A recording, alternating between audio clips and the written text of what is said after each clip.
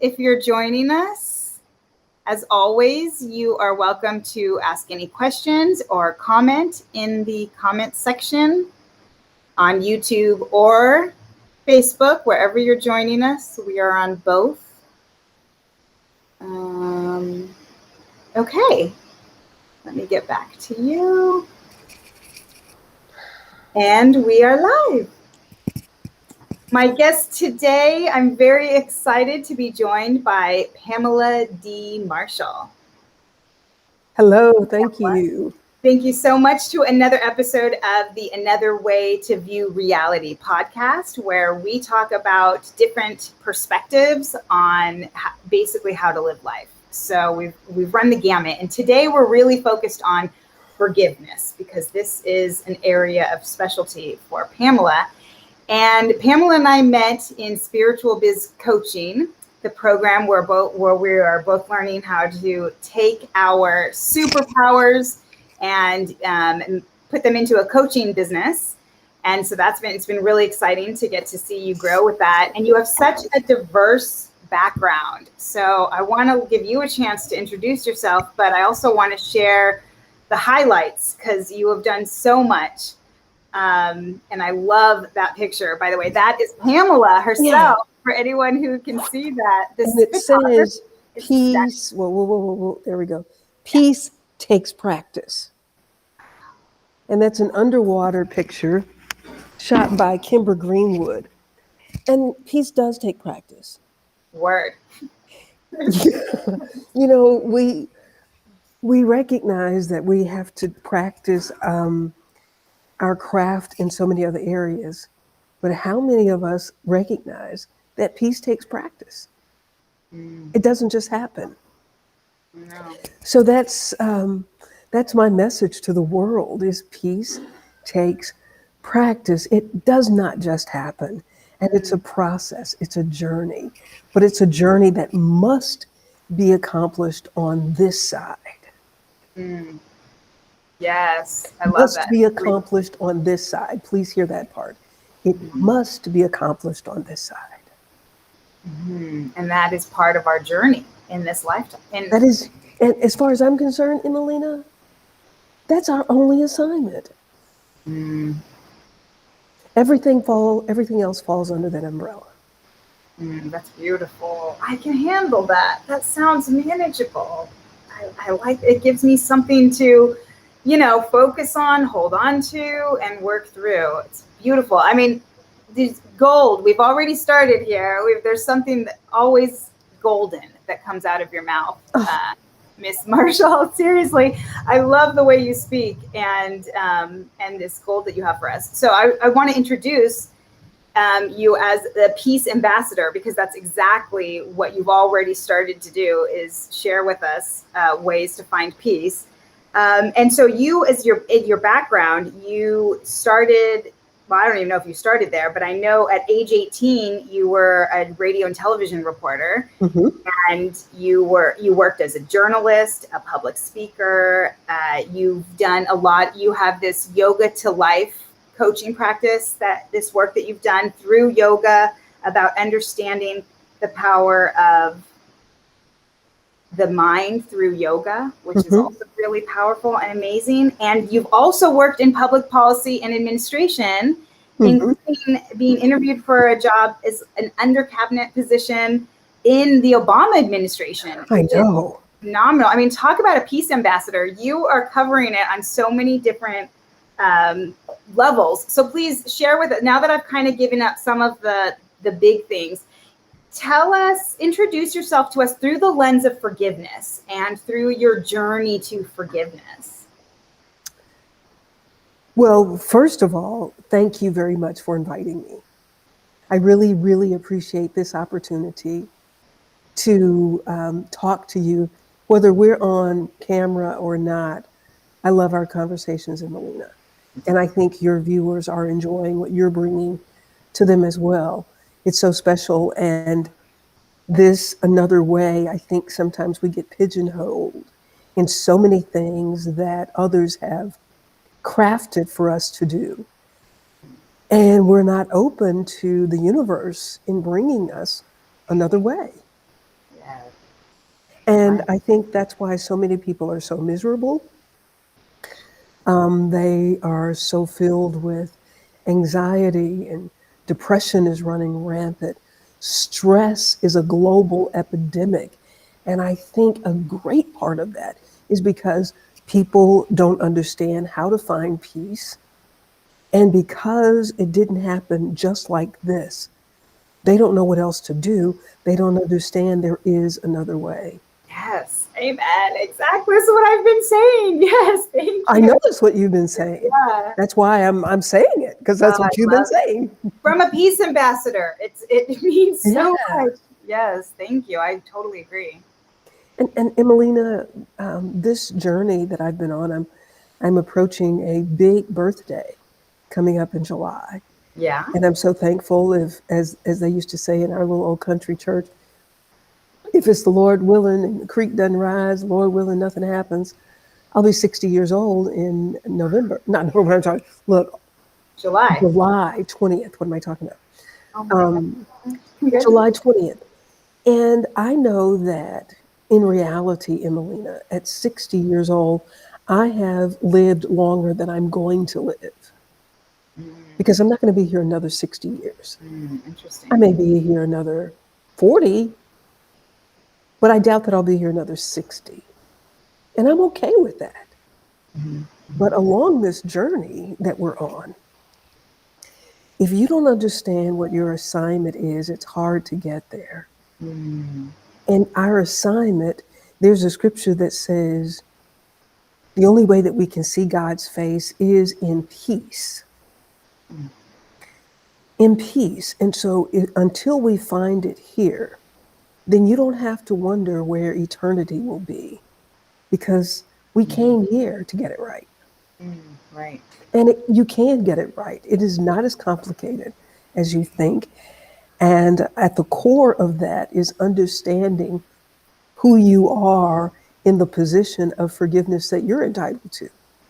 Because I guarantee you, if you find somebody who cannot forgive others, and if they would be honest, they would have a list this long of things that they haven't forgiven themselves for. Forgiveness starts with the self.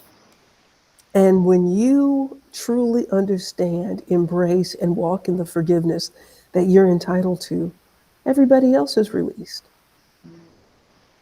But if there's somebody that's not released, then that's because there's something in you that you have not healed for yourself. Emelina, I am in my 4th marriage. And there's been some horrible things that happened. But I didn't give up on marriage. I didn't give up on relationships. And because I do believe that this was orchestrated for my journey. Because when you're trying to conceive and your husband gets his secretary pregnant, that's pretty devastating. Yeah. And in those moments, though, how do you find forgiveness? Well, you may not in that moment. It's like, how do you find the pistol? That's what you're thinking, right? Yeah.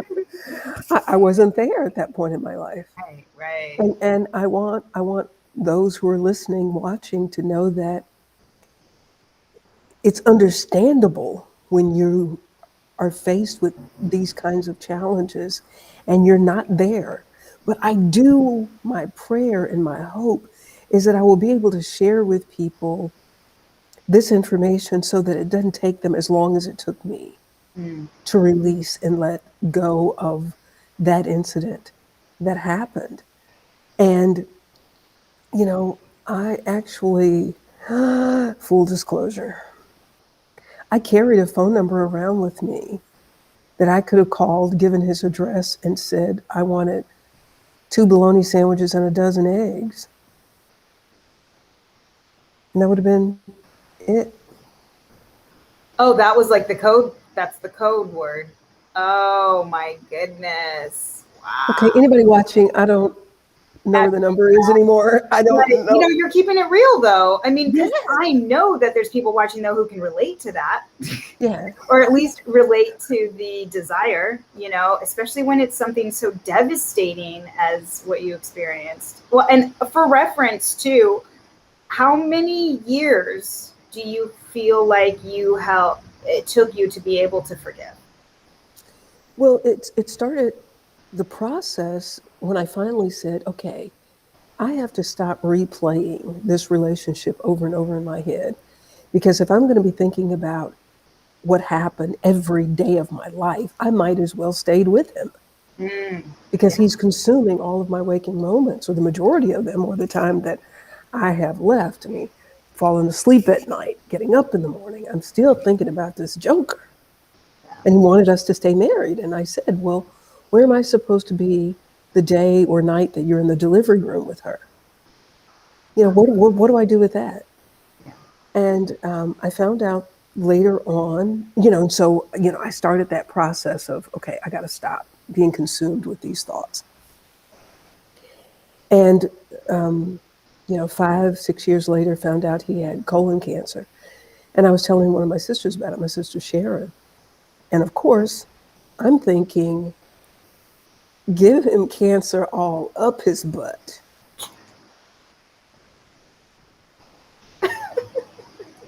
I mean, okay. Yeah, that's honest. But keep watching. Don't quit watching. Yeah. Just, yeah. Right. Don't take notes of that part. Don't write that part down. Okay, go on. And my sister Sharon said to me, as a Christian, you're supposed to pray for his healing. And I thought she needed some healing. But as a light follower, as a light worker, the scripture that says, pray for those who despitefully use you is in there for a reason, because we're going to have that opportunity. It doesn't just say it just to say it. Right. It says it because there are going to be some real life situations where you have to, and Source is calling on you to stand in the gap for people when they are out of the will, when they are uncovered. Somebody has to cover them. And who better to cover him than me? Because I know all, maybe not all, but I knew enough. And when she said that to me, I was like, ha, ha, ha, ha, ha, ha. And then she said, because I'm thinking, good for him. And she said, well, what if God gave you everything you deserved? And that sobered me up. Because while I have not done that, I have done this, and I've done this, and this, and this, and this. And if it's wrong, it's wrong. The universe sees it as wrong. And everything that we're doing, we're planting seeds. So how do I want my harvest to be? And so in order to let go of that, I had to let go of all of that I felt like I needed to be protected from in my wrong. Because we've all done wrong. It's just different kind of wrong. Yeah. And that started my process to understanding forgiveness and the Wow. healing that takes place through forgiveness. Yeah, because when we're sending our energy, and even if that energy is just thinking about, like you said, it consumed your thinking mind, morning and night, then it's where that energy could be better served elsewhere. And at some point, I feel like you're actually doing more harm to yourself than the other person just by being consumed in those thoughts. There is a Emmy Cleave, who I'm a Bikram yoga instructor, and Emmy Cleave has been his right-hand person for many years. And during one of her classes that I was attending, she said, be careful of your thoughts. Your cells are listening. And resentment and unforgiveness resides in the liver. And from a physical and health standpoint, the liver is the filter for the body. So if your liver is toxic with thoughts and feelings of resentment, anger, and unforgiveness, you are preventing that organ from filtering for your body. And it helps to set up disease and inflammation, and all of our thoughts find a place. So you can have happy thoughts, or you can have these thoughts that have a negative impact on your body. You know, Emelina, I just wonder how many people could get up and walk out of the hospitals and out of psychiatric wards if they forgave. Wow, that's a powerful thought. Hmm. Hmm. I believe forgiveness is that powerful Hmm. because peace is that powerful. Yeah. Darkness and peace can't exist in the same place. And I feel that way about illness. And I've had a journey of many things in my body being healed. And I know that it has come from being able to release, truly being able to release. Are there things that happen on a day to day basis? Well, I've written a book called The Art of Forgiveness. And Yeah. my next book is The Posture of Forgiveness, because it is not just this situation. There's going to be another one and another one and another. You have pop quizzes, you have big exams, but we get tested in this university of life. And just as if you were attending Yale, Harvard, or the community college, if you fail the class, you have to take it over. I So love. do Go we ahead. want to keep taking the class over and over again is the question.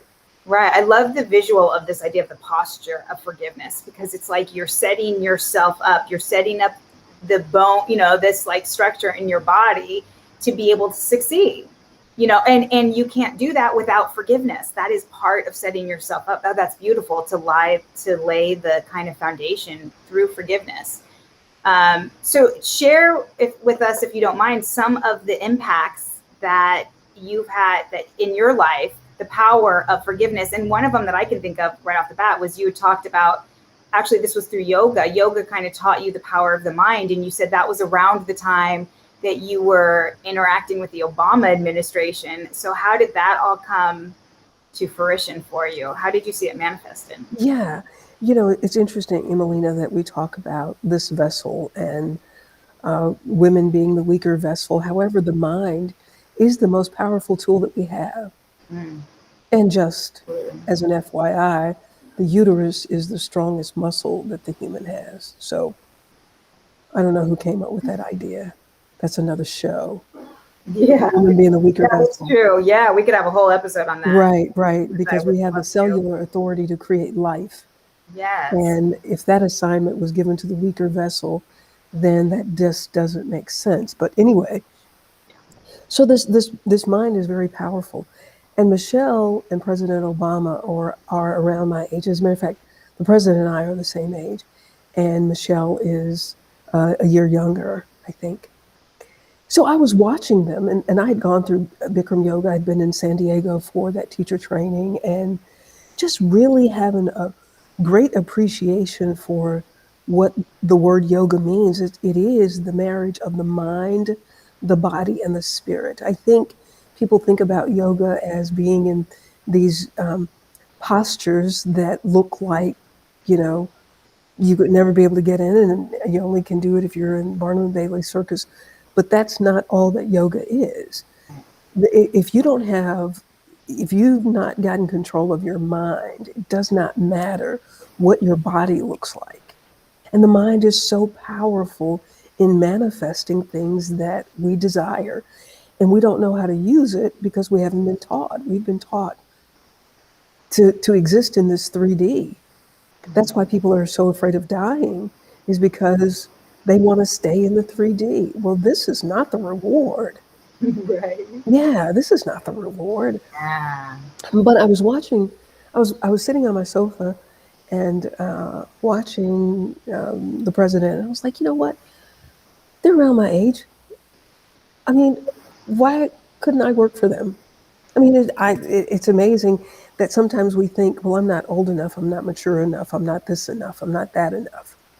But you really are enough wherever you are. Yes. And the way to get to wherever you want to be is to be a perpetual student in learning more about what you want and the things that you want to accomplish and expanding your mind and understanding how powerful it is. It's the pinnacle of God's creation, Mm. not your biceps, your abs. Look at all the YouTubes on getting the right abs.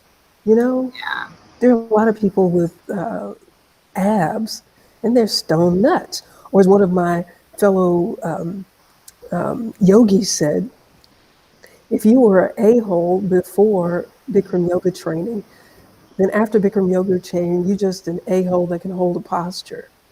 Because if that's all you focused on Yeah. are the Yeah. posture, and you Yes. didn't There's get your mind something right. more there. Yeah, and that is the value, I think, of working on that, because there's so much. Sometimes I think people will keep pushing their bodies to be a certain ideal, mainly because they love the work, because it is like a meditation And there's almost. nothing wrong with that. You just have Yeah. to have a balance. Yes. And Exactly. when you say there is a marriage of the mind, the body, and the spirit, that's what needs to happen. There needs to be that marriage. It all comes together as one. It's when you stand at the altar and you say that we are coming together as one. And so they have to operate in unison. And there's a Chinese proverb that says, when the soul is disturbed, the body is injured. If your mind is not right, you have an affliction in your body somewhere, I guarantee you. I remember going to a holistic doctor, and I'll get back to President Obama in just a minute, but I had a knot that came in the back of my leg, back of my calf. I played tennis, and this knot, which turned out to be, I self-diagnosed it as a Baker's cyst. But he asked me an interesting question. He said, what was going on in your life when that appeared? I was like, what? He said, what was happening in your life when that appeared?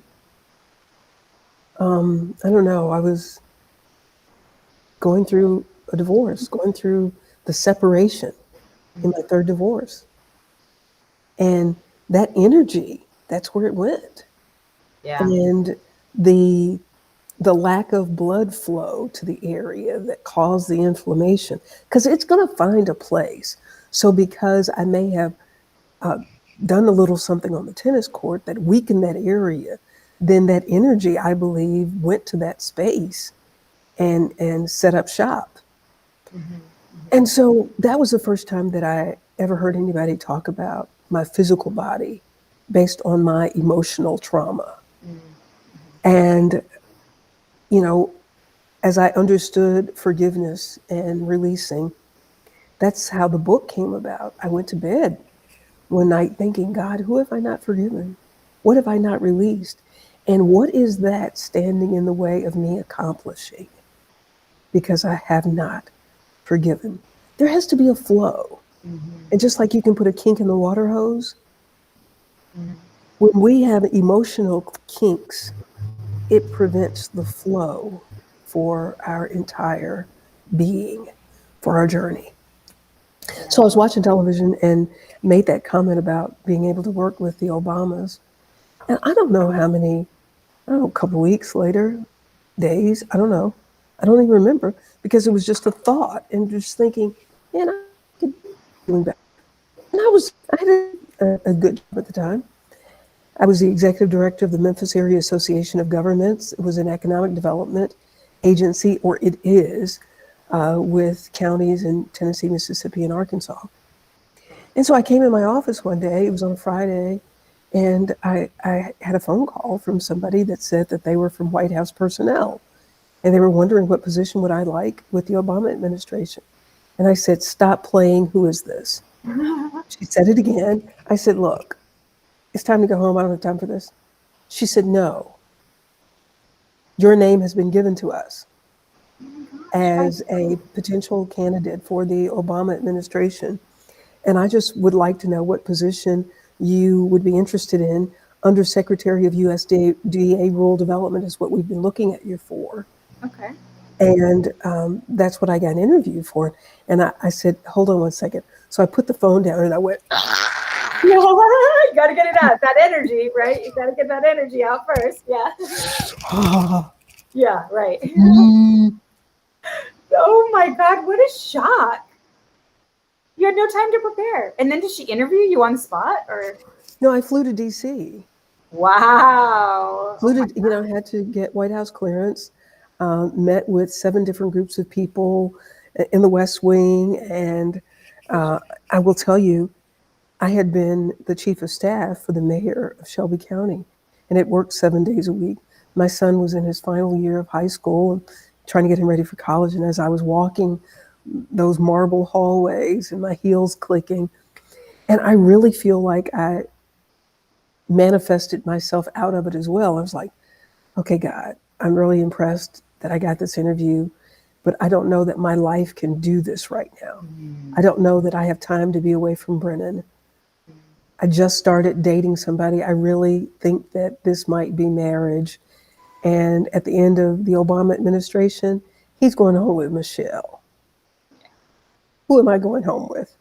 Yeah. And I just kind of released it. It was okay if I got it. It was okay if I didn't. Right. But to be able to say that you were interviewed for a position with the President of the United States is, I'm honored to be able to say it. Yeah, absolutely. And did you find out who recommended you? Was it someone from the mayor's office? I don't know. To this day, Wow. I don't know how my name got on their list. That is the power of thought and saying it out loud and Yeah. manifesting. That's really incredible. You must have been in a place in your life where you felt very secure, very forgiving, because you'd already done that work. When I feel like when energy goes to work that fast, you must have been in alignment. Yeah, I think the timing needed to happen when it happened. And just imagine if I had, well, let me just say this. When he ran the first time, I was working for the Tennessee Department of Transportation. I went to my boss and asked, could I take leave because he was going to be the first African-American president. She said, well, we can't give you time off. You would just have to resign. I had interviewed Oprah Winfrey's father. Oh. And I called him and I said, can you put me in touch with Oprah because I want to go to work for the administration. I want to go to work for the campaign. Oh, okay. Because he hadn't won yet. I said, I want to go to work for the campaign because, see, when he won Iowa, I was like, I lived in Iowa. It's white people voting for this man. He won Iowa. But I had people discourage me. Oh, I bet. You should not walk away from your job. You have a really good job. You shouldn't walk away from your job because historically, the candidate that wins Iowa never gets the nomination. I said, but you don't understand. A black man won Iowa. I was in Iowa for a whole freaking week before I saw anybody black. Yeah. He won Iowa. Wow. Yeah, I mean, Yeah, so that's the power of Obama. he was in my spirit anyway. And I had just kind of had to release and forgive myself for listening to other people when I should have been just paying attention to the universe. I mean, because at what point in your life do you have a connection to Oprah's daddy that I had interviewed? Yeah. He answered the phone when I called, and he said, I'm having knee replacement surgery. Oprah's coming to town next week. Oh my God. And what was that interview for? Like, which publication was this for? No, it was in television. That was when you were in television at the time. Okay. And he was speaking at an event, and I was sent to cover him speaking. And so it was so funny because he said, Oprah said, Daddy, what you gonna talk about? And I said, they just want me to come because I'm your daddy. True. Oh, he sounds really sweet and supportive, though. Yeah, yeah. So this journey is not as complicated as we have made it out to be. And the work is all encompassing in two of my very favorite scriptures. One is, as a man thinketh, so is he. The other one that I have gained a great deal of appreciation. I don't know if I told you or not, but I've started memorizing the longest chapter in the Bible, and I just finished it last week. Wow. Yeah, last week, yeah. And it's Psalms 119, and there's a scripture that I love, Psalms 119 and verse 165. Great peace have they which love thy law, and nothing shall offend them. And thy law, define thy law for us. Well, the laws and precepts and commandments of the universe, that is the likeness, being in the place of what the universe created you to be, what source created you to be. I'm not talking about, stopping at the traffic light, which you should. Right. But who do you belong to? understanding that great peace have they who love what I've said for you to be. Who can offend you? Nothing. So we have peace when we love who the Creator made us to be, regardless to what other people say or do. When you love who the Creator created you to be, when you are in alignment with the Creator. Yes, exactly. And that is about your personal relationship with Right. the Creator as well. I think that's really important, because I think that's where people start to skew words in the Bible when they see things like law, that definition of law, but I think my takeaway is that it is about your personal relationship, and my personal relationship with the Creator might not be the same as somebody else's. And I need to, but if you are, what was the beginning part of it? When you are aligned and living by it and trusting it in yourself, then it doesn't matter what they're doing over there, right? Because you are. No, because my homeless lady that I interviewed, Laura, who lives in Gainesville, Florida, the winter months, and then she goes to the Carolinas in the summer because she says it's too hot here. I told her, I said, and she lives outside. She says the sky is her roof. She said, I'm just doing what they did back in the olden days. Right. And I said, Laura, but there are people who would think that there's a little something wrong with you. And what she said to me, Emelina, was so powerful. Here's somebody with all that she owns in a little satchel on her bicycle. Mm. And she said to me, oh, they're entitled to their opinion. Mm. Can we just let people have their opinions? Yes, And yes. stop trying to own it, stop wearing it, stop carrying it, because that is your opinion based on your perspective. And when you carry that, as you say, you are, it's toxic to your own body, Mm-hmm. as we've already kind of. Yeah. Yeah, I So just, go ahead. go. No. It's what are you wearing? What are you wearing? Mhm. Is the question that you have to look in the mirror every morning Yes. and say, does it make sense that I call up Emelina and say, Emelina, how do you want me to feel today? I know. But if Emelina is driving her car and she cuts you off in traffic and you get upset, you have essentially said, Emelina, how do you want me to feel today? Because you don't have to get upset about that. That's your choice. Mm. That's If the powerful. person that you're in the relationship with has toxic behavior, you don't have to get upset about it. That's your choice. You can see their behavior and go, you know what? I'm going to let you have that. Mhm. And it may mean that I exit because I'm going to respect you and your feelings enough Right. to let you have them. And it may mean that I'm not a part of your space, Mm-hmm. but I'm going to be that respectful Mm-hmm. of you and the place where you are. Mm-hmm. Because there's a lot of hurting people out there. That's why that's why they're so efficient at hurting. Yeah. Yeah, because hurt people. Yeah. I just saw this amazing interview with, it was Willow Smith interviewing Willow Smith, the daughter of Will Smith and Jada Pinkett Smith, interviewing Paris Jackson, Mm-hmm. Michael Jackson's daughter. Mm-hmm. And it was on the Red Table Talk series. I don't know Mm-hmm. if you're familiar with it, but I love Mm-hmm. it. It's really amazing. Yes. Anyways, Yes. it was a very powerful interview. And what Paris said, she's been through so much. That poor child, she's so young. And she's learning forgiveness, and she's Mm-hmm. kind of stepping into it. It's really powerful. I'll have to send it to you. Please do. But yeah, especially because she's young and she's speaking for her generation, and she's so honest and she's so raw. And anyways, one of the things she says though is that one of her mantras is that expectations lead to resentment. And I think this is part of this holding on to other people's truths, or holding on to what you expect them or want from them, but that Right. it just leads to resentment. I think it's. Ivana Van Sant said to love without expectations. Mm. That's what hurts us, is when Yeah. we have expectations of how we want people to act. Because I love you. How could you do that to me? I love you with all my heart. Yeah, but it's still an expectation. And you should Exactly. have it.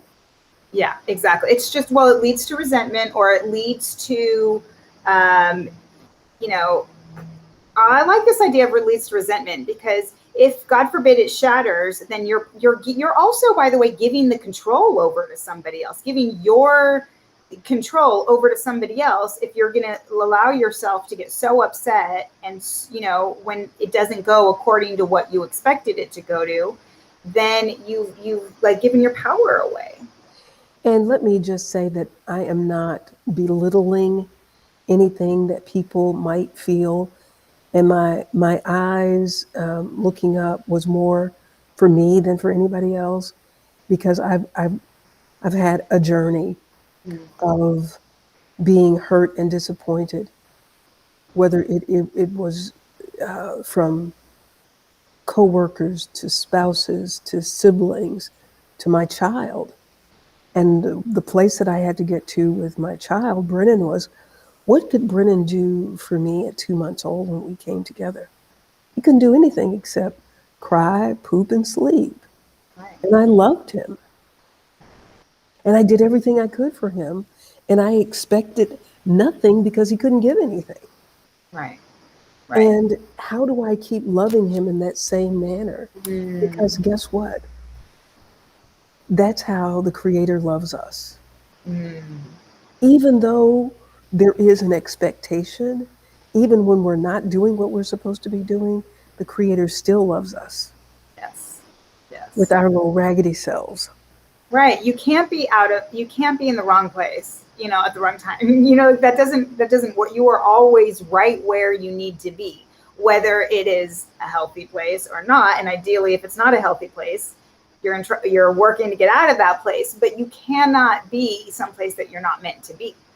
I really believe that. And it's a matter of, I would say, going inward versus blame, all these, that this is why forgiveness is so powerful, because when we take where our what we've been given by the Creator, if you will, right, our life position, or whatever position you're in the moment, and then try to give that to somebody else and say, well, it's your fault I'm here, or it's your fault that I feel this way, then it's like you're giving it away. Own it. It's about you and your relationship with the Creator, as you said originally, and that gives you so much more power and and strength. So much peace. And peace. Yes, which is ultimately what it's all about.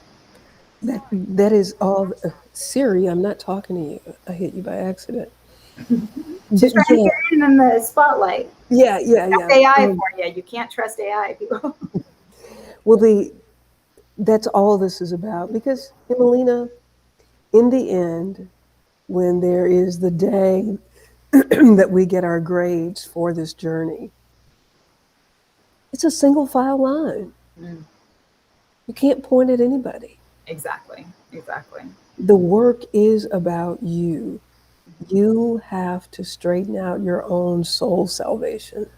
Mm-hmm. And to get there, man, because you think about, who did you get mad at in college for whatever? You don't have to tell me. Yeah. Well, a lot of people, a long time ago. Yeah. Does it matter now? No, it really doesn't. I mean, they're not even in my life anymore. Especially when you're younger, you feel like everything is, you don't realize that space and time heals everything.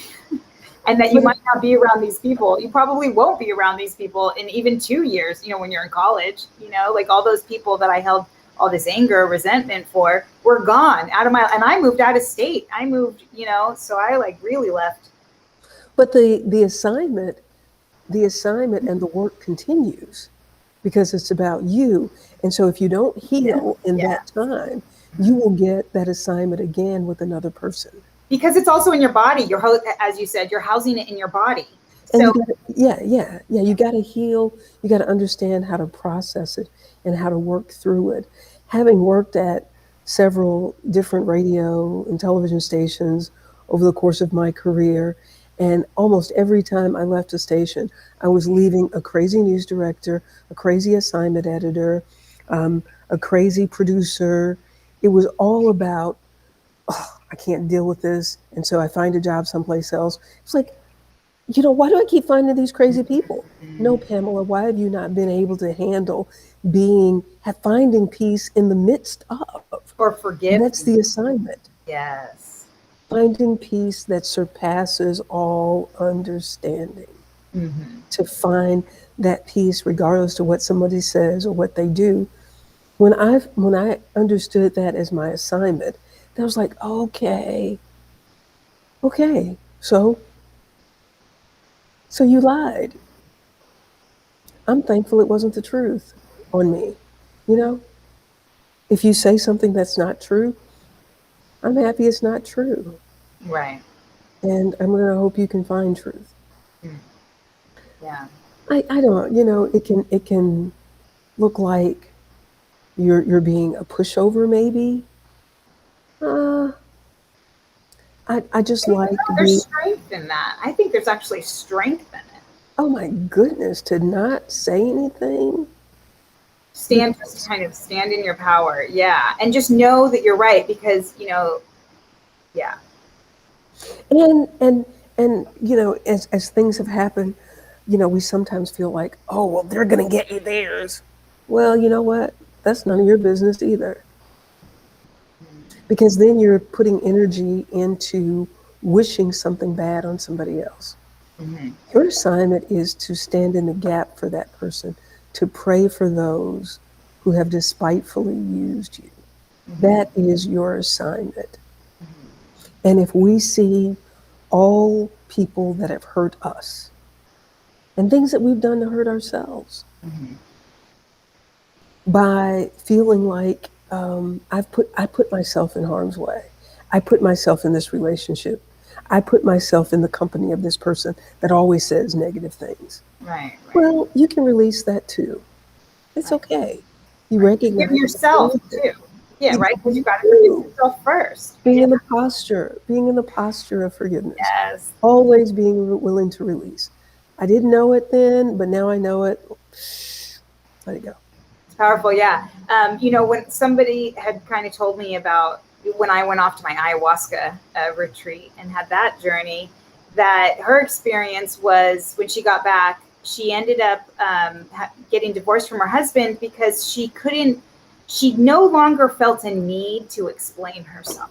It felt really, and that's something that I've really resonated with too, because I feel like I've spent so much of my life trying to explain why I do the things I do and how I think the way I think, and I am an artist, so it's different than what everyone is experiencing. And so I get defensive and I explain a lot.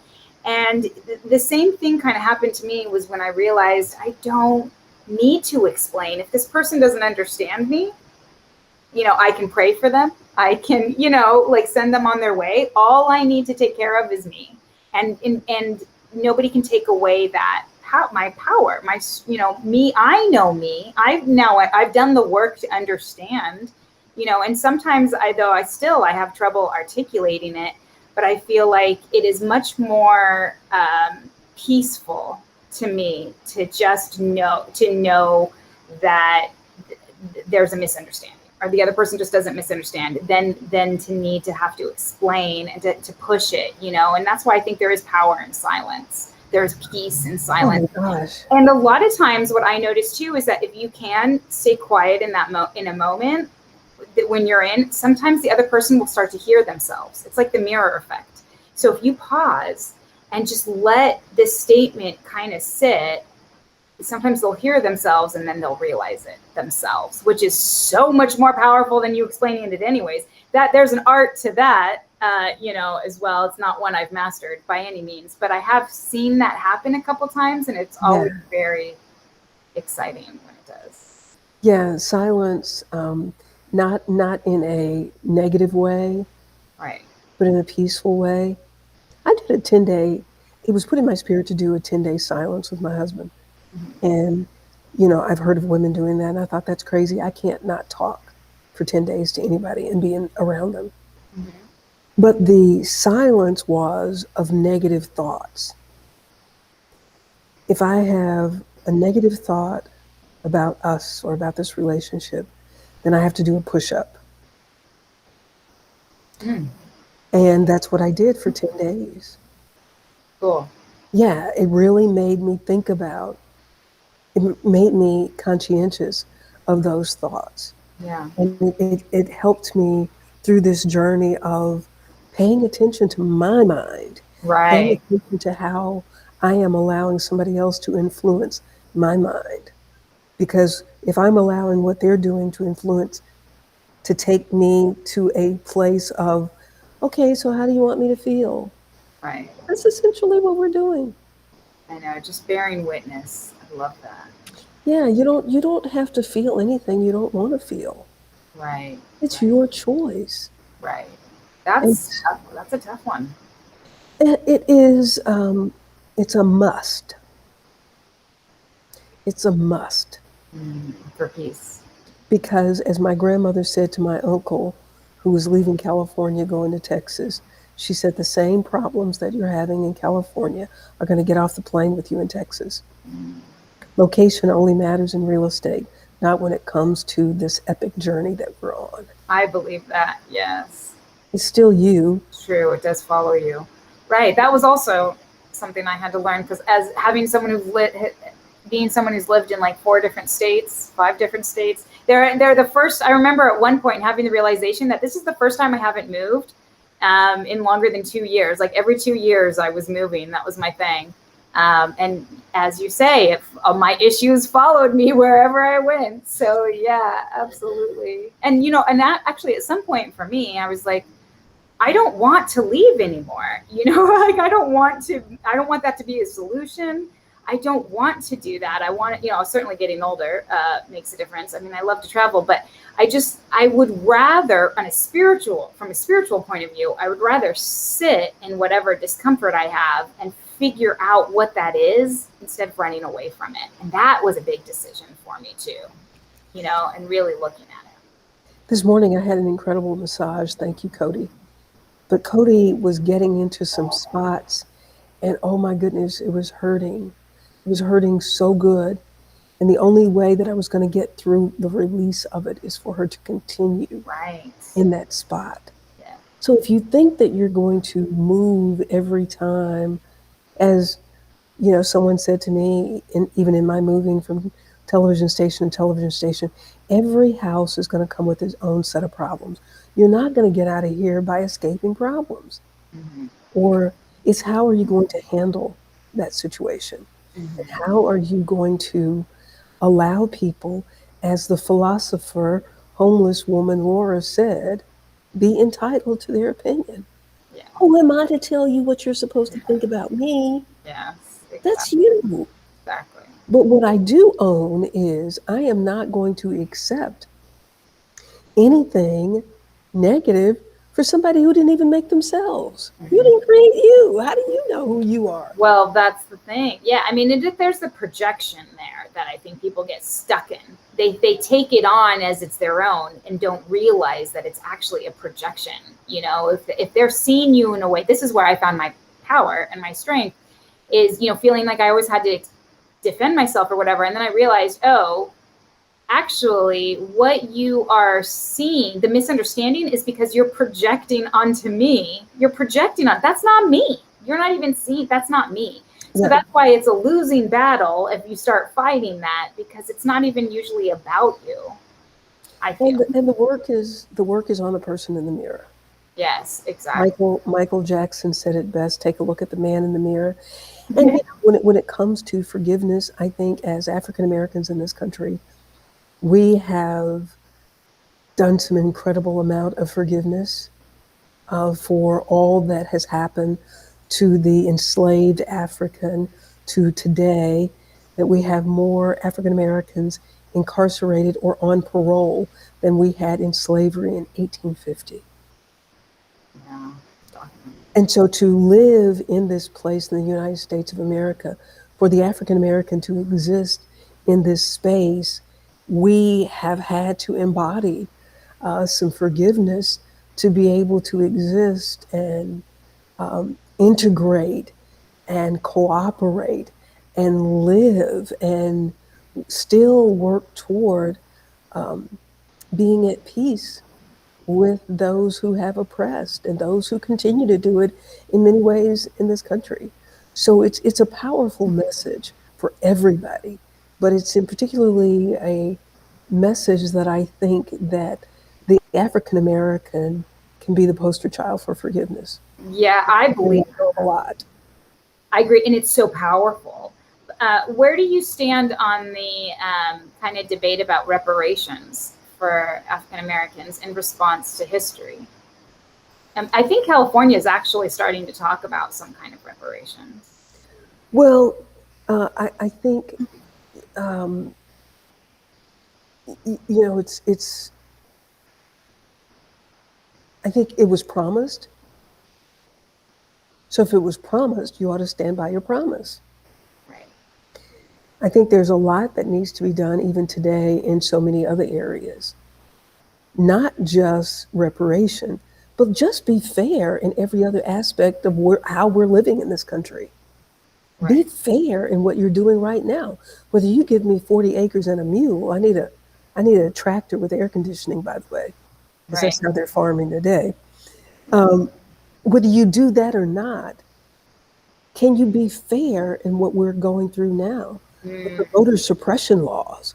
How are you going to talk about reparations and you have voter suppression laws that are being passed all across this country that's keeping me from a basic right to be able to vote? And voter suppression laws have existed. They have just not been called that. 3 strikes, you're out. You Right. know, a longer prison sentence for having marijuana than cocaine. The laws that put people in jail for not paying child support. I mean, think of all the white men who had sex with black women and didn't pay that child support. Right. Are we trying to find them to lock them up? Right. Well, right. That's where I feel like there's a little bit of a fine line about the reparations. Yeah, I mean, I'm just saying that you can talk about that, Right. but there's so many other things that can be addressed right now Right without now. debate. Yeah, Yeah. yeah. Yeah. I hear you. Just Yeah. do right. Stop. Yeah. Tell the truth and do right, because even in our faith-based communities, we haven't come face to face with the lies that have been told, and there is no religion, no doctrine that's higher than truth. And if you're lying, then your doctrine and your religion is flawed. There is no doctrine and no religion higher than truth, because the scripture says to serve the Creator in spirit and in truth. You can't get to the truth by starting out with a lie. Right. That is the truth. Right. But so then, do you address the lie first, or do you move forward from where you are today? I mean, I think that's the reparations issue. Right. That's what I'm saying. Yeah. Reparation to me is not the issue today. Okay. Okay. It's the stuff that you continue to do. Right. That's where energy is better served focusing on today, and that makes sense. And like building new systems, if you will, or honestly building a new platform. Yeah, you got to tell the truth though. Right. It's when you're addressing a wound, until you clean out all of the bad tissue and the infection. You got to clean all that out for true healing to start taking place. You can cover it, you can graft new skin, but it's still going to eat away. And that's where we are in the United States of America. Yeah. That's We haven't told the truth. right. And we're going to continue to see these problems Right. until we tell the truth. We can have all of these discussions, we can have cultural awareness, we can have race sensitivity, but you got to tell the truth. Because all of that is merely creating a facade of addressing the problem. Like so many corporations in America, in the beginning of talking about diversity and hiring more people of color and more women, what they did was they hired a black person as their diversity training person. And that was it. Right. And they took them to every meeting. Right. Yeah, I hear you. So like throwing money at the problem is not cleaning the wound. You got to tell the truth. You got to say, okay, this is what went wrong, and we're going to tell the truth. Just as the show that I did the other day on Amelia, and I mentioned Amelia Earhart. Right. We would think in this country that Amelia Earhart was the first woman to have a pilot's license. When a black woman got a pilot's license, an international pilot's license, 2 years before Amelia Earhart, I but we know don't that. know her story. Yeah, it's an amazing story. And there's so many contributions of African Americans in this country, as well as incidents of Black people just being systematically killed. Those Mhm. stories haven't been told. And Right. we want to act like, oh, that was a long time ago. We don't even want to talk about it. Okay, well, you don't want to talk about it. Things are not going to get better. I'm sorry, I don't make the laws. It's a law of the universe. If you plant corn, you cannot get watermelons. Mhm. Right. So I also wanted to kind of bring up another potential contradiction and hear your take on it. This idea, because we were talking earlier about, standing in your power as far as silence goes and knowing when not to like pick a fight. But then you've got these issues we're talking about where arguably you need to stand up and speak. And that is like, you know, I don't want to call it a weapon, but I mean, unless it's a weapon of peace, but it's like your voice in some ways can be this. That's where it starts. Like you're saying, like, let's talk about this. Let's bring this out into the open. All of these stories that have been swept under the rug, it takes the talking. So, where do you find the balance between knowing kind of which arguments to pick, actually, right? Because like reparations might not be fighting for reparations that are just going to put a band-aid on a wound are not helpful. So it's like, how do you distinguish? Where's that balance? Well, I think I think truth is just truth. Mm-hmm. And whatever truth is where you have to start. That is the balance. Truth. Mm-hmm. And um, and people, well-meaning people, can't come to a place of really wanting to say, okay, without and feeling like they have to fight because I don't have a fight. I'm just going to say what's true. I don't have Mm, an argument. I'm just going to say what's true. that's beautiful. Yeah, I don't have a fight Right. because the truth stands on its own. Right. And that is standing in your power that to bring Yeah, full circle. Yes, I feel you on that. yeah, just the truth. And if we really want to heal, if that is really the aim of this country that represents only 4.2% of the global population, and we're harnessing all of this negative energy that we are incarcerating 25% of the world's population that's incarcerated, they're in the United States of America. How is that possible and why? Right. Why have we why have we looked to caging people as a solution? So I and we all know the answer is it's very profitable. And what it looks to me like is, you know, as I don't have to say anything that is a surprise to anybody. If it makes money, it makes money. Right. So um, to get to a place where we can truly heal, we have to stop being offended by those who tell the truth. Have you ever been talking to somebody and you have pointed out something that you feel like was wrong, and then it becomes, oh, you're crazy? Mm, yeah. Yeah, of How is course. that I'm a point of a woman. conversation? Hmm? I said, I'm a woman, of course. Yeah, I'm always crazy. yeah, hysterical, right? Yeah. Exactly. I was in a conversation with a white lady, and she was telling me something that had happened, and she was just so offended that somebody called her a racist. And I said, well, do you understand that it's racist that you don't want anybody to point out you're wrong? Mm, That you have such a superior attitude about your thoughts and your beliefs that nobody can call you on it. And to me, oh, he called me a racist. Well, are you? if you're getting upset about it, If that's you, something worth looking right, right.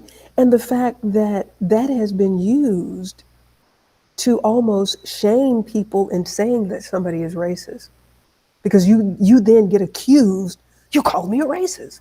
Okay, well, if you're not a racist, then chill. Right. Don't Yeah. worry about it. Yeah.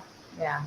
And she got very upset with me that I pointed out that it is a superiority attitude to think that in the United States of America, with all of the things that have happened between these two groups of people, that it is just highly likely that your emotional DNA is carrying something that happened under a tree, carrying the emotions of those people who watched a human hanging from a tree, who's being tarred, feathered, and burned. Because there Mm, were people who took pictures with that and that was okay with them. yeah. So it's possible Right. that the DNA of that emotion is still in you, that you feel like you're better than I am because of my skin tone. Hmm. And that's racist. Right. I mean, Right. it's clearly racist. Right. And so the fact that Black people have been made to feel like, oh, well, we shouldn't say that because people will get upset if we call them a racist.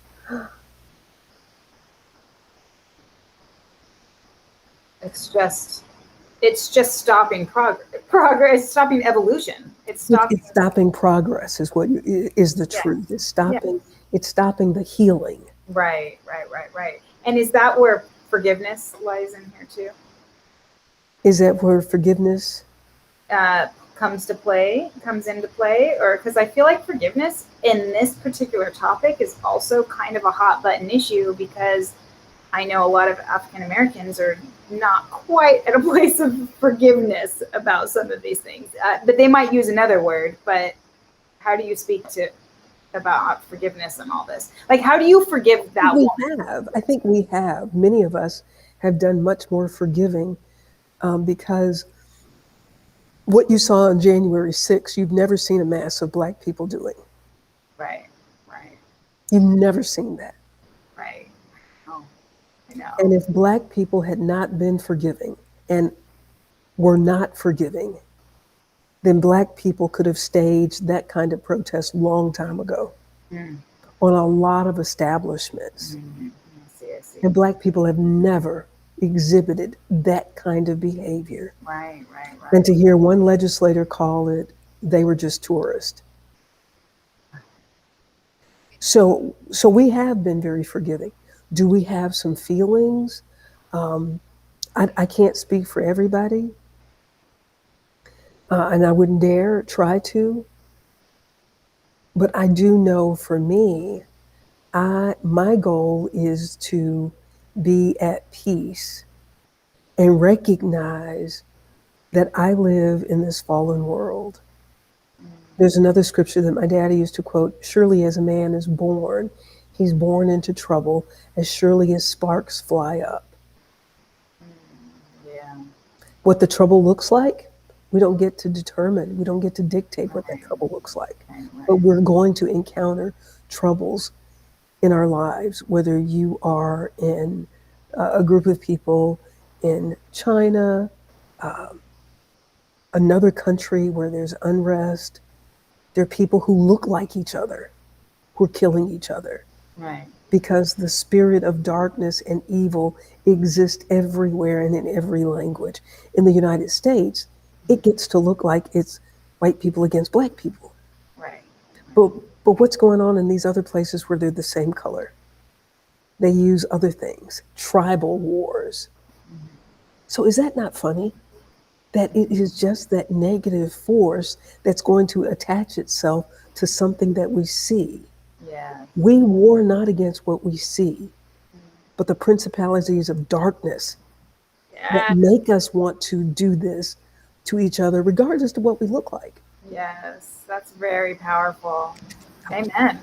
Amen. I love that. I love this. Golden. So I do want to kind of wrap us up here, but one thing I wanted to address was speaking of kind of darkness and how it manifests is I wanted to give you an opportunity to address the fact that you studied Bikram, you studied under Bikram, and there is a big controversy that I know a lot of people who are in the spiritual world have mixed feelings about. And so I'm curious whether, well, actually, well, you do. I guess my first question would be, do you still call it Bikram? Because that's I one do. of the things, and you do still call it Bikram. So what would you say to people who might question that decision?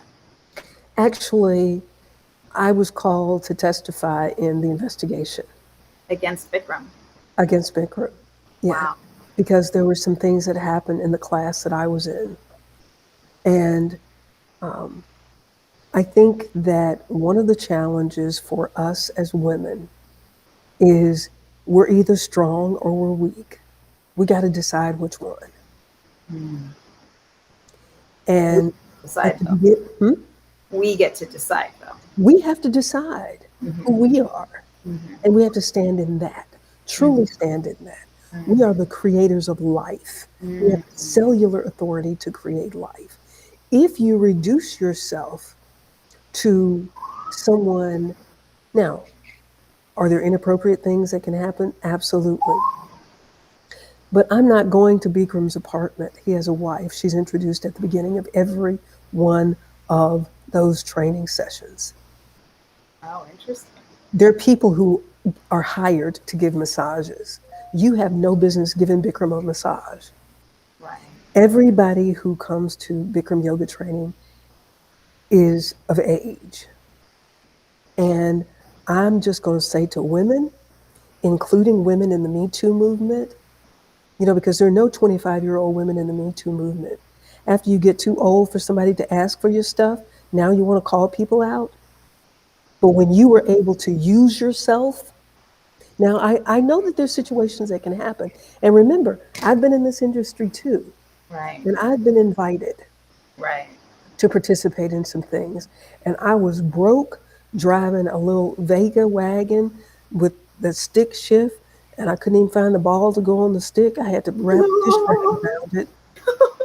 So I was poor and cold in Chicago. And My friend. after many advances, he finally said to me, "You'll get a lot further in this business if you'll stop trying to be a lady." Wow. Bikram said that to you? No, not Bikram. I'm just saying in this industry of men making advances and we giving in. But I've just always felt like my skills were good enough that I don't need to sleep with anybody to get a job, and I don't need a job to find somebody to sleep with. And we got to own how we have put ourselves in harm's way. Everybody with Bill Cosby, you knew the man had a wife. What were you doing with him? And have you called Camille to apologize to her for being with her husband? We gotta stop. We're either weak or we're strong. Yeah, that's a fine line. Maybe that's a whole other episode, I think, because obviously I work with a lot of artists, and that runs rampant in the arts industries, and You have I a think there choice, is though. another You have a perspective. choice. You have a choice if you want to change profession. Because guess what? I do a training on violence, and it's not just in the entertainment industry. Right. This No, I girl know. was working at Domino's Pizza. Yeah, but the reason why I kind of stick to artists, that's kind of like my specialty, is because there is something to say for the artists tend to, by nature of being an artist and by opening themselves up to create things that are, like, I define art as an expression of the self that is deviant from what is expected, from the norm, deviant from the norm. So it's different. And it's an expression of the self. So it's already a vulnerable act. And it is, and it comes from a place of passion. So I think in some ways artists tend to be, I hate to say more vulnerable, but I might make an argument that they're a little bit more vulnerable because their profession is one where they need to be in a place of vulnerability in order to create, So I think there is. But you don't have to be on your back to be vulnerable. It's your choice. No, absolutely. But it makes them vulnerable to situations sometimes. But I think it is an expectation that's been created that, they used to call it the casting couch. Yeah. And I've always said, I met people, I went to school in the middle of nowhere, Indiana, and I met people who would say, oh, I could never go into that, into the arts basically, or into acting, because I don't want to I don't want to do that. And that's kind of what you're saying. So they made the choice not to go into. But what I've always fought for is like, well, that's, first of all, that's absurd. You shouldn't, if you're passionate and you want to be an actor, you shouldn't not go into an entire industry because you're potentially going to get raped. Like that to me is not acceptable. Right. That's just not acceptable. You know, I mean, we need to change the behavior. We need to speak about it. We need to get it out, and we need to heal the wounds, and we need to speak about it. And I think that allowing space for that dialogue is really important. And I think that that's what's come out of the Me Too movement a little bit. And I think that's good. But, you know, it's just so much bigger, I think, than this conversation anyways. It's just a much bigger rampant problem. And and it also manifests itself not just in sexual ways, but, you know, it's just manipulation and exploitation. And to me, that's what that conversation is. And I think probably because I've been in many different industries, from you know, political public policy to the work as a reporter, you know, starting in the industry when I was 18 years old. I was a kid. Right. And going to Chicago from the 187th market to the number 3 market in the nation, looking for a job without a college degree, you know, and had plenty of opportunities. And I'm very pleased to be able to tell that story. That this station manager said to me, "You'll get a lot further in this business if you stop trying to act like a lady." Right. And I appreciate the fact that I had the upbringing that I had that helped me to stand in that. Yeah. He was ugly? No. That wasn't what I wanted to do. It was baffling to me. Right. And I didn't participate in that. And there's always an opportunity to do that. There are people who sleep with the landlord, Emelina. Yeah, I know. That's why I just think it's a more complex issue. The issue is us as women. We will be treated better when we conduct ourselves better. I think it's debatable, but it is for another podcast. No, it doesn't mean that you won't be approached. Right. But if you put yourself out there like that, if somebody comes to collect the rent and you are not dressed appropriately, you're putting yourself out there. Correct. I just think it's, and if we had a full hour to talk about it, I think we could get there. Because there's something fundamental underneath what you're saying that is absolutely spot on, I feel like. But I think that there is such a complex layers to it, at least in the arts industries, that I'm hesitant to just go straight there without addressing all, especially because that's what I do. So, but I mean, at the end of the day, I think we are actually getting to the same place. It's too long for this podcast. And I'm just saying it happens across the board. It happened in the cotton fields. It does. Yeah. And I agree with that. I personally think that there is a difference. There is some different things happening in the arts industries and but the thing with the arts industries is that you've got cotton pickers in there. You've got people who pay rent. You've got, you know what I mean? Like all the people, those are all artists. There are artists in every industry. So it's actually not maybe just about an arts industry. It's maybe more, it's about artists. Who we are as women. I don't care what you do for your profession. Yeah. Who are you as a human? Who are you? And that's something standing in the power of who you were created to be. Yes, and that journey is unique to each of us because as we started at the beginning, we all have our unique relationship with our creator. So, and so I will kind of bridge it there. I did just want to give you a minute because I think this is so important, and we kind of skimmed over your background, but of like where you kind of came from and how you, like, I don't know where were you raised? And you talked about that you had this kind of strong upbringing. So do you want to just take a couple minutes and tell us about like your back? Yeah, I'd love to hear that. The 11th of 13 children to parents in Jackson, Tennessee, in rural Jackson, Tennessee, growing up with outdoor plumbing. We still had outdoor plumbing when I graduated from high school. But in my mind, always knew that this was not where I was supposed to be. I don't know where it came from. It's just always been in me. And I worked toward that. I aspired to that. And 2 hours before my father died, and he wanted to talk to me, and he said, you're going to accomplish things, but people are not going to like you. And, you know, I feel like I'm in good company. Look at all of the people who have done things. And I humbly say that because I think that was said to me, just as Laura said to me, people are going to have their opinions, but who am I paying attention to? As that scripture said, where is my peace? Mm. Mhm. Mhm. And so, yeah, that's been the.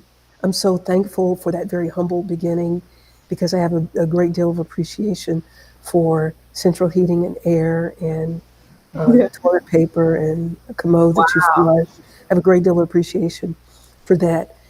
Yet, as a writer, being told early on in my writing career that I should write so that if the maid is eavesdropping, she will understand, yet not to insult the intelligence of the aristocrats.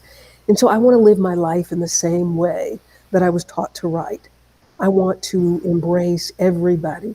But if I get called on to be with the President of the United States or the King of the Congo, then I'm prepared for that as well.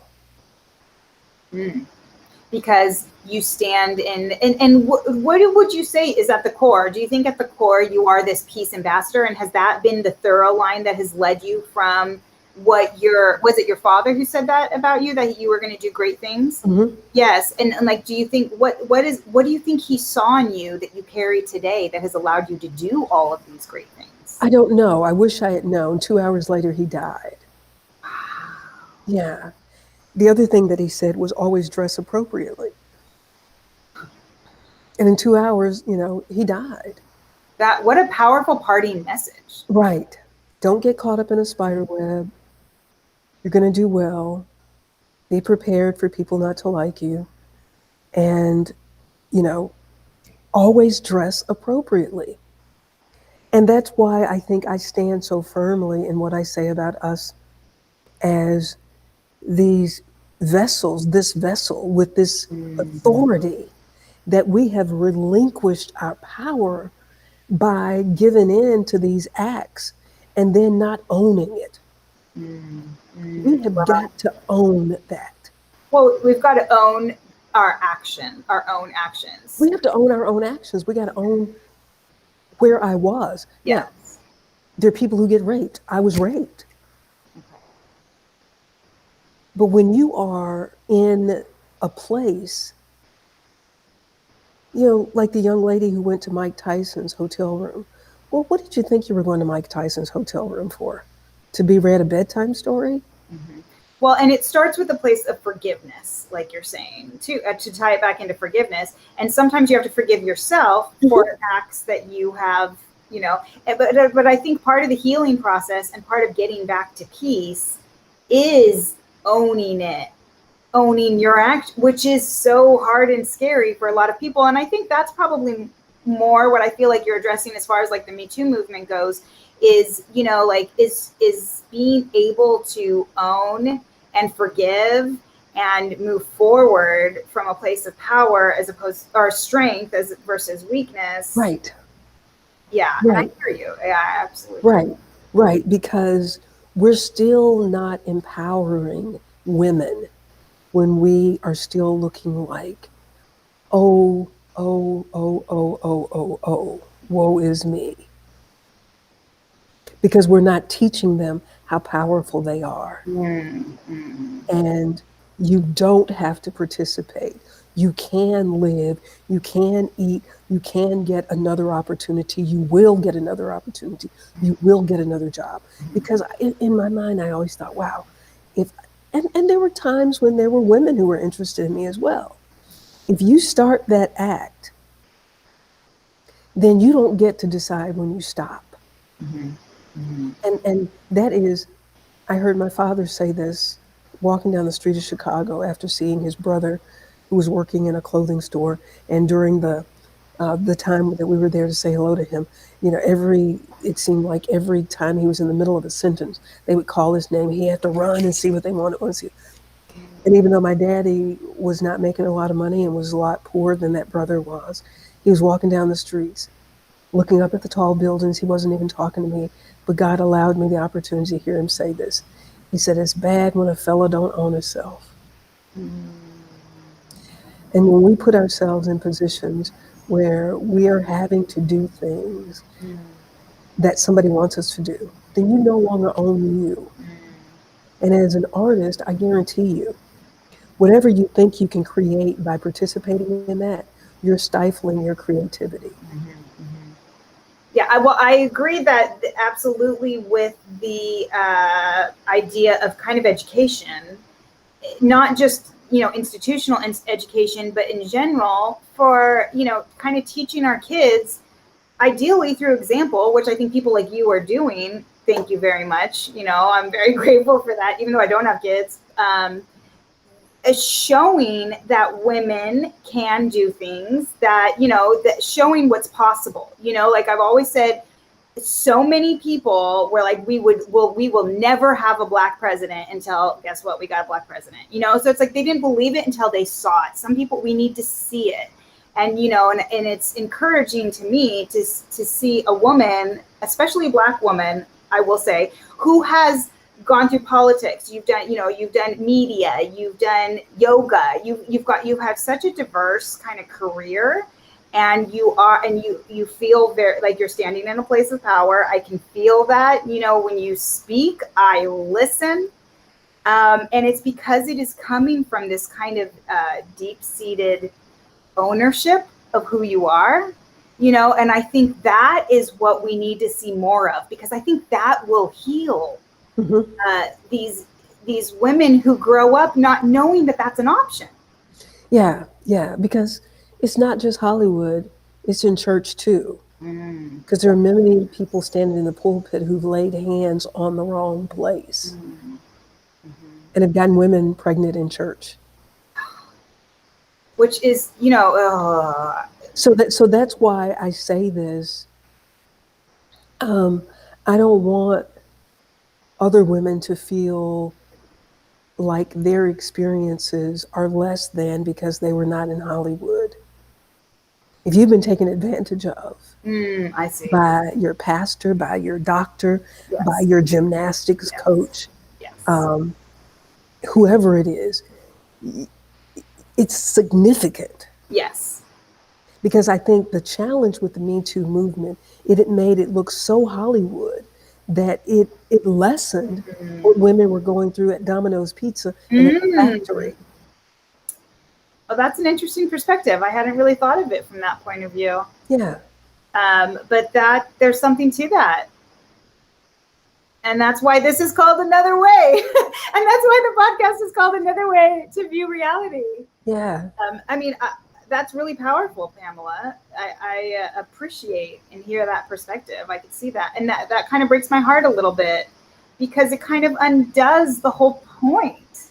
Of what? I think that was the point of the Me Too movement. Was what? Was to be exclusive. But of course, even the feminist movement, the women's movement ended up being, even though they said they were for all women, they weren't for all women necessarily. Right. So, this happens so often, and it breaks my heart, because I think the whole point of the Me Too was for any woman, including the woman at Domino's. And so if there are women who felt like they were left out because it was just a Hollywood issue or whatever, that makes me really sad, because that was... Well, would the woman at Domino's Pizza get media coverage? Right. You're right. Yeah. You're right. Well, that's also a whole nother issue about media, which we could probably talk about, because you have that, you have the background. But oh my gosh, we've definitely gone long. Okay. This is one of my longest podcasts. But it got good, Pamela. We could go on. This is really meaty stuff, and maybe we should schedule another one, because I really appreciate the dialogue. I think it's important. Well, you're good at bringing it out. Thank you for the opportunity. Yes. Well, and it starts from a place of just respecting, listening, hearing, and being open to another way, which is also a really great tie into the beginning. So any final words? I really want people to understand how important this process is of practicing peace. How do I practice peace? One moment at a time. It must be practiced in every moment. And it must come from a place of looking in the mirror, not looking at other people. Your peace belongs to you. Guard it, do it, and I was going to say earlier, when you're walking away, when you need to, there's a situation that you need to walk away in peace and love. Don't pat your butt, okay? Yes, yes. Awesome. Thank you, Pamela D. Marshall, Peace Ambassador, Pamela D. Marshall. Thank you so much for joining me. You want to plug your podcast real quick? Because I'll put that link down. Sure, sure. So on Mondays we have a show called Sisters of Wellness, and the goal is for women to come together and be able to talk and to share the things that they have learned. And it's based on the scripture in Titus that says older women are to teach younger women, and I want to help facilitate that. Then on Thursdays, I do a show called the Timbuktu Report. And the Timbuktu Report is addressing history that was not in our books from this place in Africa called Timbuktu, which is the origin or the place of the first library found in civilization. That's on Thursdays at 7. First library, and they are still uncovering documents from things that are being transcribed in Timbuktu. So at the Wellness Network and at the Wellness Radio TV is the work that I'm doing. And I started a nonprofit program called Yoga is for Me Too. I teach yoga to children in the inner city. And as a matter of fact, next Tuesday, I'm a part of a tennis camp. I'm going to be teaching yoga to these students there. And I just love breathing. Yes. Oh, amazing. And we will put all those links down below when this goes. This will be available on YouTube and following this. So I hope you enjoyed it. Thank you again, Pamela, for joining us. And I will see you later.